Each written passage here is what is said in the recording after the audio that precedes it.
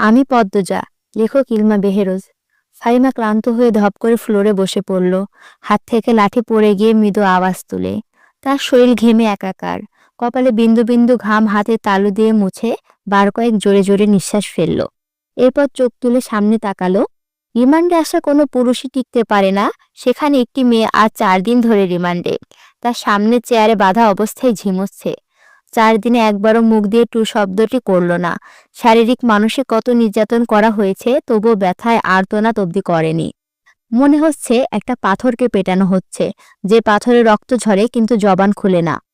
তখন সেখানে আগমন ঘটে ইন্সপেক্টর তুষারের। তুষারকে দেখে ফাহিমা কাতর স্বরে বলল, সম্ভব না, আর কিছুতেই কথা বলছে না। তুষার অভিজ্ঞ চোখে মেয়েটিকে 2-1 সেকেন্ড দেখল, এরপর গভীর কণ্ঠে ফাহিমাকে বলল, আপনি যান। ফাহিমা এলোমেলো পায়ে চলে যায়। তুষার একটা চেয়ার নিয়ে মেয়েটির সামনে বসল। বেশ কিছুক্ষণ চুপ থেকে বলল, আপনার সাথে আজ আমার প্রথম দেখা। মেয়েটি কিছু বলল না, তাকালোও না। তুষার মেয়েটির দিকে সূক্ষ্ম দৃষ্টি মেরে তাকালো, বলল, মা বাবাকে মনে পড়ে? মেয়েটি চোখ তুলে তাকায়, ঘোলাটে চোখ, কাটা ঠোঁট থেকে রক্ত ঝরছে। চোখের চারপাশ গাঢ় কালো, চোখ দুটি লাল। মুখের এমন রং রিমান্ডে আসা সব আসামির হয়। তুষার মুখের প্রকাশভঙ্গি আগের অবস্থানে রেখে আবার প্রশ্ন করল, মা বাবাকে মনে পড়ে? মেয়েটি মাথা নড়ায়, মনে পড়ে তার। তুষার একটু ঝুঁকে মেয়েটি অসহায় দৃষ্টি মেলে তাকায়। তুষার মেয়েটির হাতের বাঁধন খুলে দিয়ে নির্বিকার ভঙ্গিতে প্রশ্ন ছুড়ল, নাম কি? যদিও তুষার মেয়েটির নামসহ পুরো ডিটেলস জানে, তবুও জিজ্ঞাসা করল। মনে হচ্ছে মেয়েটি কথা বলবে। সত্যি তাই হলো। মেয়েটি ভারাক্রান্ত কণ্ঠে নিজের নাম উচ্চারণ করল, পদ্ম। আমি আমি পদ্মজা। পদ্মজা হেলে পড়ে তুষারের ওপর। তুষার দ্রুত ধরে ফেলল। উঁচু কণ্ঠে ফাহিমাকে ডাকল, মিস ফাহিমা, দ্রুত এদিকে আসুন। ফাহিমা সহ আরো 2 জন দ্রুত পায়ে ছুটে আসে। 1989 সাল। সকাল সকাল রশিদ ঘটকের আগমনে হেমলতা ভীষণ বিরক্ত হন। তিনি বারবার পই পই করে বলেছেন, পদ্মর বিয়ে আমি এক্ষুনি দেব না। পদ্মকে অনেক পড়াবো, তবু রশিদ উদ্দিন প্রতি সপ্তাহে সপ্তাহে এক এক পাত্রের খোঁজ নিয়ে আসবেন। মেয়ের বয়স আর কতই হলো, মাত্র 16। শামসুল আলমের মেয়ের বিয়ে হয়েছে 24 বছর বয়সে। পদ্মর বিয়েও তক্ষুনি হবে, পদ্মর পছন্দ মতো। হেমলতা রশিদকে দেখেও না দেখার ভান ধরলেন। রশিদ একদলা থুতু ফেললেন উঠানে। এরপর হেমলতার উদ্দেশ্যে বললেন, বুঝছো পদ্মর মা, এইবার যে পাত্র আনছি এক্কেরে খাঁটি হীরা। হেমলতা বিরক্ত ভরা কণ্ঠে জবাব দিলেন, আমি আমার মেয়ের জন্য পাত্র চাইনি, তবুও কেন বারবার আপনি আসেন? যুবতী মাইয়া, ঘরে রাহন ভালা না, মেয়েটা তো আমার, আমাকেই বুঝতে দেন না। হেমলতার কণ্ঠে বিরক্ত ঝরে পড়ছে। রশিদ অনেক চেষ্টা করেও সুবিধা করতে পারলেন না। ব্যর্থ থমথমে মুখ নিয়ে সড়কে পা রাখলেন। প্রতিদিন কোনো না কোনো পাত্রপক্ষ এসে হাতে টাকা গুজে দিয়ে বলবে, মোর্শেদের বড় সেরিডারে চাই। রশিদ নিজে নিজে বিড়বিড় করে আওড়ান, গ্রামের কি আর সেরি নাই? একটা সেরিরেই কেন সবার চোখে পড়তে হইব? চাইলেই কি সব পাওন যায়? পূর্ণা স্কুল জামা পরে পদ্মজাকে ডাকলো, আপা, এ আপা, স্কুলে যাবি না? আপা রে। পদ্মজা পিটপিট করে চোখ খুলে কোনো মতে বলল, না। এরপর চোখ বুজে ঘুমিয়ে তলিয়ে গেল। পূর্ণা নিরাশ হয়ে মায়ের রুমে আসে, আম্মা, আপা কি স্কুলে যাইব না? হেমলতা বিছানা ঝাড়া রেখে পূর্ণার দিকে কড়া চোখে তাকান। রাগী স্বরে বললেন, যাইব কি, যাবে বলবি। পূর্ণা মাথা নত করে ফেললেন। হেমলতা কড়া আদেশ, মেয়েদের পড়াশোনা করাচ্ছে অশুদ্ধ ভাষায় কথা বলার জন্য নয়, শুদ্ধ ভাষায় কথা বলতে হবে। পূর্ণা মাথা নত করতে দেখে হেমলতা তৃপ্তি পান। তার মেয়েগুলো মান্যতা চিনি, খুব খুব অনুগত। তিনি বিছানা ঝাড়তে ঝাড়তে বললেন, পদ্মজার শরীর ভালো না, সারা রাত পেটে ব্যথায় কেঁদেছে, থাকুক, ঘুমা। পূর্ণার কিশোরী মন বুঝে যায় পদ্মজা কিসের ব্যথায় কেঁদেছিল। সে রাতে নানাবাড়ি ছিল বলে জানতো না। ভোরেই চলে এসেছে। নানাবাড়ি হেঁটে যেতে 5 মিনিট লাগে। পূর্ণাকে চুপচাপ দাঁড়িয়ে থাকতে দেখে হেমলতা বললেন, তুই যা, মাথা নিচু করে যাবি, মাথা নিচু করে আসবি। আচ্ছা আম্মা। পূর্ণা রুমে এসে আয়নার সামনে দাঁড়ালো, নিজেকে খুঁটিয়ে খুঁটিয়ে দেখল। এরপর গত মাসে মেলা থেকে আনা লাল লিপস্টিক গাঢ় করে ঠোঁটে মাখে। 14 বছরে পূর্ণার এদানি খুব সাজতে ইচ্ছে করে। হেমলতা সেজেগুজে স্কুলে যাওয়া পছন্দ করে না বলে পূর্ণা আগে লিপস্টিক মাখেনি। 3 দেওয়ালে কাঠের ঘড়ির কাঁটায় সকাল 10টা বাজল মাত্র। এখনো পদ্মজা উঠল না। হেমলতা মেয়েদের রুমে ঢুকেন। পদ্মজা দুহাত ভাঁজ করে ঘুমোচ্ছে। জানালার পর্দা ভেদ করে আসা আলোতে পেলব রোদ্দুরের স্পর্শে পদ্মজার মসৃণ পাতলা ঠোঁট, ফর্সা ত্বক চিকচিক করছে। হেমলতা বিসমিল্লা বলে 3 বার ফু দেন মেয়ের শরীরে। গুরুজনরা বলেন, মায়ের নজর বেশি লাগে, নজর কাটাতে বিসমিল্লা বলে ফু দিতে হয়। হেমলতার মায়া লাগছে পদ্মজার ঘুম ভাঙাতে, তবু আদুরে গলায় ডাকলেন, পদ্ম, এই পদ্ম। পদ্মজা চোখ খুলে মাকে দেখে দ্রুত উঠে বসে। যেদিন ঘুম থেকে উঠতে দেরি হয় সেদিন হেমলতা ডেকে তুলেন। পদ্মজা অপরাধী কণ্ঠে প্রশ্ন করল, বেশি দেরি হয়ে গেছে আম্মা? সমস্যা নেই, মুখ ধুয়ে খেতে আই। পদ্মজা দ্রুত কলপারে গিয়ে ব্রাশ করে মুখ ধৌত করে। হেমলতা শিক্ষকের মেয়ে, তাই তার মধ্যে নিয়মনীতির প্রভাব বেশি। মেয়েদের শক্তপোক্ত নিয়মে রেখে বড় করেছেন। পদ্মজা রান্নাঘরে ঢুকে দেখল প্লেটে খাবার সাজানো। সে মৃদু হেসে প্লেট নিয়ে টেবিলে গিয়ে বসল। তখন হেমলতা আসেন। পদ্ম দ্রুত ওড়না দিয়ে মাথা ঢাকে। হেমলতার দেওয়া আরেকটা নিয়ম, খাওয়ার সময় মাথা ঢেকে খেতে হবে।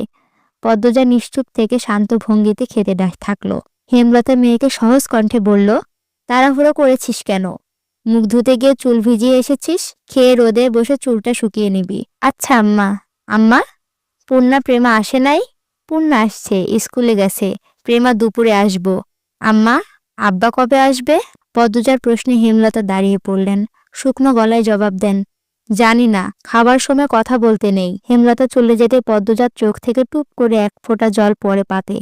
পদ্মজা দ্রুত হাতের উল্টো পাশ দিয়ে চোখের জল মোছে। পদ্মজার জীবনে জন্মদাতা আছে ঠিকই, কিন্তু জন্মদাতার আদর নেই। সে জানে না তার দোষটা কি, কেন নিজের বাবা বাকি বোনদের আদর করলেও তাকে করে না, কথা অবধিও বলে না। 2 বার মাকে জিজ্ঞাসা করেছে সে, মা, আমি কি তোমাদের সত্যিকারের মেয়ে আম্মা? সন্তান হই না বলে কি দত্তক এনেছিলে? আব্বা কেন আমাকে এত অবহেলা করেন? ও মা, বলো না। হেমলতা তখন নিশ্চুপ থাকেন। অনেকক্ষণ পর বলেন, তুই আমার গর্ভের সন্তান, আর তোর বাবারই মেয়ে। এখন যা, পড়তে বস, অনেক পড়তে হবে তোর। ব্যাস, এতটুকুই। এর বেশি কিছু বলেন না হেমলতা। পদ্মজা কেন জানি মনে হয় একদিন হেমলতা নিজ থেকে খুব গোপন কোনো কথা বলবেন, তবে সে যেন সহ্য করার মতো হয়। এই দোয়া সারাক্ষণ করে সে। এত কি ভাবছিস, তাড়াতাড়ি খেয়ে ওঠ। হেমলতার কথাই পদ্মজার ভাবনা সুতো ছিল। দ্রুত খেয়ে ওঠে। আজ আমের আচার বানানোর কথা ছিল। সন্ধ্যা কাটতেই বিদ্যুৎ চলে গেল। কয়েক মাস হলো গ্রামে বিদ্যুৎ এসেছে। 8 গ্রাম মিলিয়ে অলন্দপুর। তাদের গ্রামের নাম আটপাড়া। প্রতিদিন নিয়ম করে সন্ধ্যা রাত থেকে 3 ঘন্টা গ্রামে অন্ধকার তলিয়ে থাকে। আর সারাদিন তো বিদ্যুতের নাম গন্ধও থাকে না। বিদ্যুৎ দিয়ে লাভটা কি হলো? পদ্মজা, পূর্ণা, প্রেমা 3 বোন একসাথে পড়তে বসেছিল। বাড়ি অন্ধকার হতে 9 বছরের প্রেমা খামছে ধরে পদ্মজার ওড়না। পদ্মজা মৃদু স্বরে ডাকল, আম্মা, আম্মা, আয়, টর্চ নিয়ে যা। হেমলতার আহ্বানে পদ্মজা উঠে দাঁড়ালো। প্রেমা অন্ধকার খুব ভয় পায়। পদ্মজার ওড়না ছেড়ে পূর্ণার হাত চেপে ধরে। টর্চ নিয়ে রুমে ঢোকার মুহূর্তে পদ্মজা গেট খোলার আওয়াজ পেল। উকি দিয়ে হানিফকে দেখে সে দ্রুত রুমে ঢুকে পড়ে। হানিফ পদ্মজার সৎ মামা। বুবু, বাড়ি অন্ধকার কেন? বাতিটাতে জ্বালাও। হানিফের কণ্ঠ। হানিফ, আসছিস? হেমলতা রুম থেকে বেরিয়ে বললেন, হাতে হারিকেন। হানিফ সব কয়টা দাঁত বের করে হাসল, বলল, হ, আমি। আই, ভেতরে আই। হানিফ বারান্দা পেরিয়ে বড় ঘরে ঢুকে বলল, তোমার ছেলে গুলান কইতে? আছে, রুমে পড়ছে। এই অন্ধকারেও পড়ে? হেমলতা কিছু বললেন না। হানিফ এই বাড়িতে আসলে কেন জানি খুব অস্বস্তি হয়, অকারণেই। ওদের খাওয়ার সময় হয়েছে, তুইও খেয়ে নে। এই হানেই খামু, না তোমার শয়াতখানাতে যাইতে হইব? কথাটা রসিকতা ছিল। গ্রামে থেকেও হেমলতা খাওয়ার জন্য আলাদা রুম নির্বাচন করেছে, সেটা হানিফের কাছে রসিকতা বটে। হেমলতা প্রশ্নের জবাবে সোজা সাপটা না দিয়ে বললেন, খেতে চাইলে খেতে আয়। পদ্মজা কিছুতেই খেতে আসলো না। কেমন জড়সড় হয়ে আছে। মনে হচ্ছে হানিফকে ভয় পাচ্ছে বা অবহেলা করছে। হানিফ 6 বছর সৌদিতে ছিল। 3 মাস হলো দেশে ফিরেছে। 3 মাসে যতবার হানিফ এই বাড়িতে পা রেখেছে, ততবারই পদ্মজা অজুহাত দিয়ে দূরে দূরে থেকেছে। হেমলতার বিচক্ষণ মস্তিষ্ক মুহূর্তেই ভেবে নিল অনেক কিছু, তাই জোর করলেন না। আজই এই লুকোচুরির ফয়সালা হবে। হানিফ পদ্মজাকে দেখার জন্য অনেক ছলচাতুরি করল, কিছুতেই সুযোগ পেল না। বিদ্যুৎ আসার ঘণ্টা খানেক পর হানিফ চলে গেল। পূর্ণা প্রেমা রুমে ঢুকতেই পদ্মজা ঝাঁপিয়ে পড়ে। শ্বাসরুদ্ধ কণ্ঠে বলল, বার না করেছি লোকটার পাশে বেশিক্ষণ না থাকতে। তোরা কেন শুনিস না আমার কথা? পূর্ণা ও প্রেমা বিস্ময়ে হতবিহ্বল। পদ্মজা কখনো তাদের এমন নিষেধ দেয়নি, তাহলে এখন কেন এমন বলছে? হেমলতা রুমে ঢুকতে পদ্মজা চুপসে গেল। পদ্ম, আমার রুমে আয়। মায়ের এমন কঠিন কণ্ঠ শুনে পদ্মজার কলিজা শুকিয়ে আসে। হেমলতা নিজের ঘরে চলে যান।